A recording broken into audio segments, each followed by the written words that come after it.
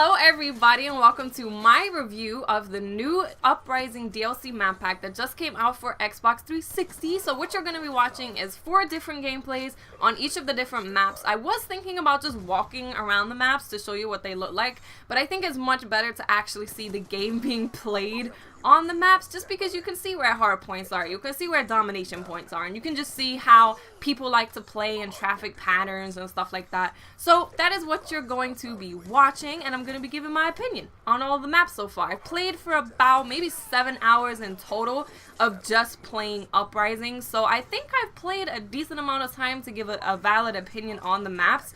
So obviously the first one that you're looking at is Magma, because there's lava all over the place, and it is set somewhere in Japan, and it is surrounded by a volcano. Now in the trailer I did see that there was like lava randomly spurting out of places and coming down and killing you, and I haven't actually experienced that, so either I've been really lucky or it just doesn't happen. I don't know what the deal with that is. I was kind of looking forward to that. I know a lot of people were thinking that, oh, more random ways to die, that's just super awesome and amazing. Being sarcastic, of course, but I thought it would be kind of cool. I've always liked Treyarch's way of integrating environmental stuff into the gameplay, but maybe it's there, I don't know. And I was actually thinking that it would be really cool if they were to bring in map score streaks, that Magma would have like a nuke, and you will get 25 or 30 kills or whatever, and then the volcano would erupt and kill everybody. I thought that would be really cool. You know, you don't necessarily have to bring a nuke into the game, but you could put it on a map just for some fun, right?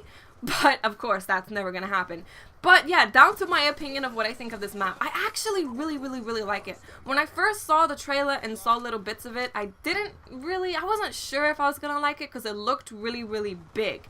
And I don't tend to be a big fan of huge maps, but playing it, I actually do really enjoy it. I think it's a good map. I think it's very colorful. It looks great. It plays well. It flows smoothly. And I just really enjoyed my time on it. I think I probably got to play this map the least out of all of them, which really sucks. But I really enjoy it. I think they did a really good job. So props to Treyarch for Magma. I would say it's tied for second, my second favorite map in this DLC. Now moving on to our next map, which is Encore. Encore is set in London. It's in an abandoned festival stadium thing, and a lot of the action takes place around the main stage. You can go on top of the stage, you can go under the stage, but there are also other little shops around the actual stadium stands where you can go into, and I do really like this map. What I did find about this map is it's really easy to flank people, and I love maps where you can flank people, because otherwise when people are camping, there's nothing you can do about it. It's very hard to get them out of their camp spot. So any map that has a good way to flank people is really good. I was playing against a lot of snipers in this game who were obviously camping, and I was actually able to deal with them pretty well, so I was very happy about that. This was probably my third favorite map out of the UPRISING DLC, so it's good, but it's not the best. So moving on to Vertigo. Vertigo is on top of a building and in a building in India. It's very futuristic looking, it's very high technology looking, and the best way for me to describe this map is that it's a big ass circle for the most part. It's a big ass circle. Most of the action takes part in the big ass circle. So that's the best way I can describe it. This is probably my least favorite map out of all of the DLC and the UPRISING map pack. It's probably my least favorite, not because it's terrible. It's definitely worse maps have been made, but it's just not a map that I would necessarily look forward to. I wouldn't avoid playing it, but I wouldn't be like, oh sweet, Vertigo. I just don't feel like it flows very well. I feel like it could flow better. And yeah, it's just not my favorite. I don't really have much to say about it, except it's not my favorite and it's a big ass circle. So hopefully that's super informative. Now moving on to firing range, or studio as it's now known. You guys know what this is. It's freaking firing range, which was my favorite map of all time, of all Call of Duty time and space.